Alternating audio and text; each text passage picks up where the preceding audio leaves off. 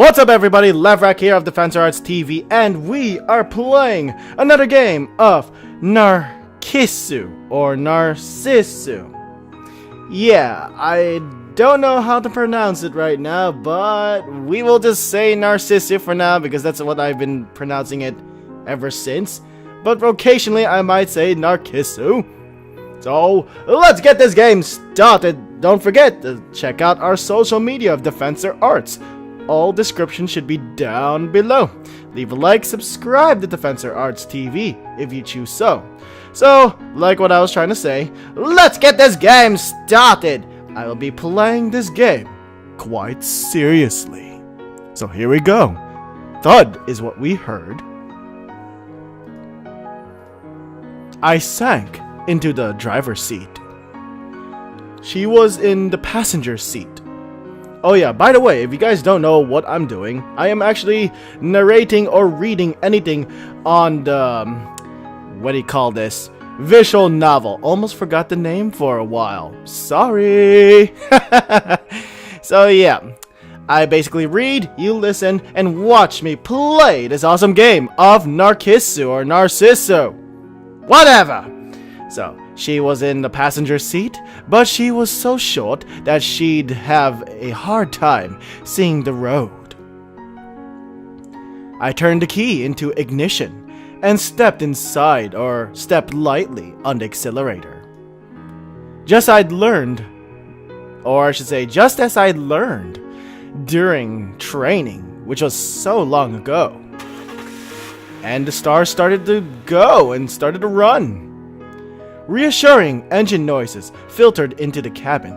If you guys are wondering why the driver's side is on the right side of the car, because most Japanese cars have their driver stuff on the right side, and basically you drive on the right side of the road. Everything is basically reversed from the American style of driving. So, reassuring engine noises filtered into the cabin. I released the handbrake and then applied the clutch. Now, we could go anywhere. That was our plan. Alright, let's go, I said. And I guess she said okay. So she just nodded slightly. Instead of replying, I shifted into second gear.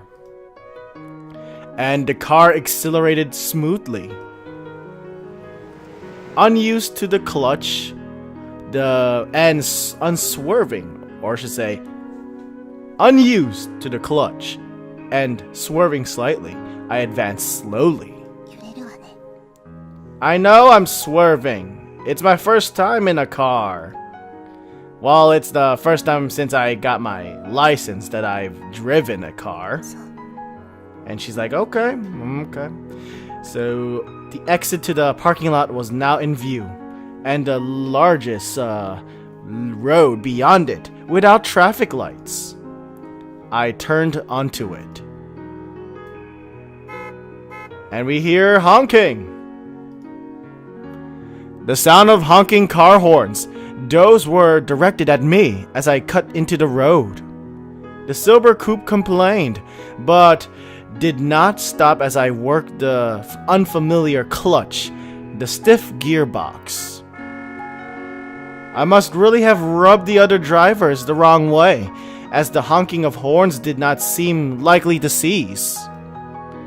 But I just continued to drive without caring much. None of it quite seemed real at all. Hey, what is it, I think? Are you scared? I don't know. I don't know who's the one talking right now. I'm a little confused. Oh, she's talking. Okay. Oh, well, okay. No, not really, I say. Still before noon, the high-flying sun. The skies of January, above and beyond. This windshield. Skies so blue that they seemed almost in mourning. We had no destination. On that cold day, with an alien clutch and a swerving car. On that day, when we drove onto the highway in our pajamas on that very day of winter. Something must have happened. We are in the Mito Highway of Ibaraki. So, around when the blazing high sun had changed into a dusky orange, we were continuing to drive, just driving in any direction at random, and in a place that I did not recognize at all. We are gonna stop for a bit. I guess she said okay. So I finally brought the car to a halt. A roadside somewhere far away from civilization. No traffic anywhere to be seen, lonely. Having stopped the car in this nameless place, I started inspecting around the cabin. If there was anything useful here, we just run off without any preparation at all, but there was something troubling leaping out at me. With that in mind, I first scored the dashboard. There's nothing at all. Nothing here at all. A couple hundred yen cluttered around the geared stick, a few manga volumes, and cheap disposable camera. It wasn't as if we had a destination, but the onboard GPS navigation system looked broken. And I only have like about 8,000 yen on me.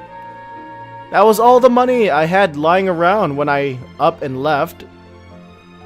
I combined with the pocket change I found, I only had 9,000 yen now, or so I thought.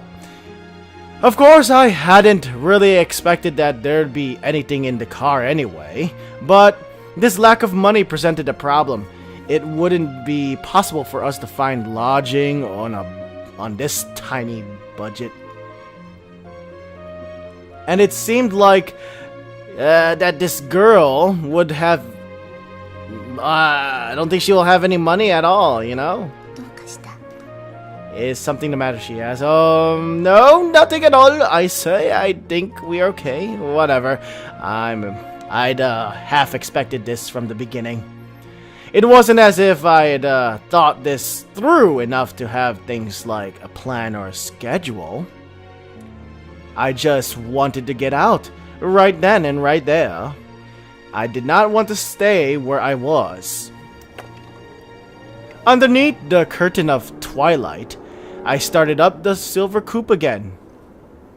Hey, are you hungry? I asked her as I drove along. Come to think of it, I hadn't even eaten anything since morning. Want to stop by at a convenience store or something? Yeah. No, she says. Hey, don't be like that, and the food is much better than anything up on 7F. She did not respond to me. Instead, she looked straight down at the pink pajamas she was wearing. Oh yeah, that's right. I looked down at my own clothes. Sure enough, in these pajamas, we'd be conspicuous no matter where we went. Not that we weren't conspicuous right now. In any case, we'd have to do something about them. And having made my decision, I steered back towards civilization. After a little more driving, we'd arrived in a place whose name I did not know. Probably somewhere close to a rail station. Certainly enough people around it to be, yeah. There's gotta be one around here somewhere. I guess I'm looking for a store with clothes. I looked around anxiously as I drove. My back pitched a little forward, not torching the seat or touching. Whoopsies. Ah, there one is. At last, a coin laundromat. Oh, I guess we have to laundry our clothes or something, or are we gonna steal clothes? I have no idea. It looked pretty run down from the outside, on the first floor of a small, forlorn building. This was a good place, as any. I stopped the car, not far from the entrance to this place. Alright, I'll be back in a second. As I leave her confused face in the car, I walked into the laundromat. My nose was filled with a smell of bleach and detergent the moment the automatic doors opened. The exterior of the laundromat had told no lies. The washers, the dryers are old and run down as well. There's nobody here. The empty laundromat swallowed whole my murmured words. So only a single dryer was in operation, making its characteristics humming noises. I immediately walked to the machine and checked its timer. It looked like it's operated for 30 minutes on 200 yen, and only 5 minutes had elapsed so far. Whoever it had probably gone elsewhere to kill some time.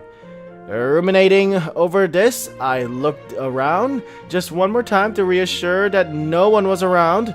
Then, satisfied that I was all alone, I put my hand on the door handle end of the drying machine and I abruptly opened the door. Kerk-tunk! It's a door opened. Well, obviously it's a door open. It's door opened during operation. The laundry spun down to a forced halt. I pulled out a clump of half-dry clothes, ignoring the heat and humidity around it, and after looking around once more to make sure no one was around, I walked out the laundromat just like that. Ka-click, thud. Oh, she sounded slightly surprised when she saw my arms full of clothes. But I threw the clothes in the back seat without a word. Alright, let's go. There we go. That's called hit and run, basically. We just stole some clothes. I looked back at the bundle of clothes with the steering wheel in one hand. Gaudy looking sweaters and jeans and almost nothing else. All in pretty big sizes at that. Still wet, but the car's heating would dry them off pretty soon, hopefully. Change into whatever you like later. She did not react much to those words either. She just looked back at the pile of clothes. Look, we had no choice, I said. And she agrees. Well, obviously, it wasn't as if I liked doing this kind of thing. And it wasn't as if there was anything I was saving that money for. It was just that given the amount we had, it would be very difficult to buy new clothes. Yeah, especially with 9,000 yen. I don't know how you can buy clothes with that kind of money. Nope. So, after I'd driven for a bit, around when the moon shone full above us, I'd stopped the car next to a public park. Probably a place for children to play, tucked away in a corner of a residential area, and there I started to look through the clothes I'd stolen some time back. They were mostly dry by now, thanks to the heating of the car. All men's clothes after all. I'd inspected the heap once before, a veritable mountain of gaudy jeans and sweaters. Probably someone around my age, around the same size, looked like. And sitting in the driver's seat of the car, I changed into a pair of jeans and a sweater. Hey, you should change too, I said. They're all too big? Really?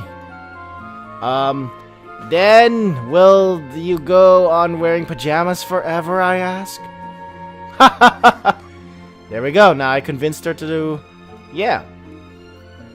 She answered reluctantly, grabbed some jeans and some other clothes, and opened the door. Hey, where are you going? Oh, she's gonna get changed. And just like that, she started walking into the park's bathroom. Click. That was quick. She'd come back in short order. The pink pajamas that she was wearing in her hands, the white t-shirt and pair of jeans on her body. Well, that turned out fairly well, I guess. No answer?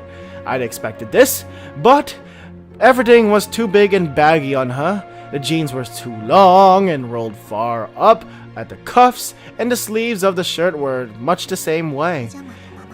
Yeah, I guess they are. Come on. Don't say that. It's a little warmer this way at least. She made an only slightly dissatisfied face at my words. Oh, is it? That you were hoping for more girlish clothes? Same responses as ever. I was sure that she was unhappy with her baggy shirt. Yeah. But she soon returned to her usual lack of expression. And it begins to rain. Anyways, I hope you guys enjoyed watching this part of Narcissu or Narcissu. Yeah! So make sure you guys leave a like, subscribe to DefensorArtz TV, and yes, check out our awesome social media down below in the description. We got Facebook, Twitter, Instagram, you name it. So check those out, or you can check out our previous video of Narcissu. Yeah. Or you can all check out the other videos that we do right over here. Otherwise, you can check out the far right on the bottom corner and see my Twitch. I do streamings on the weekends, so check that out. Otherwise, we will catch you guys on the next YouTube video. So, Levrek, signing out, everyone. I hope you guys enjoyed watching the serious game of Narcissu. Yeah. So, we'll see you guys later. So, peace, everyone!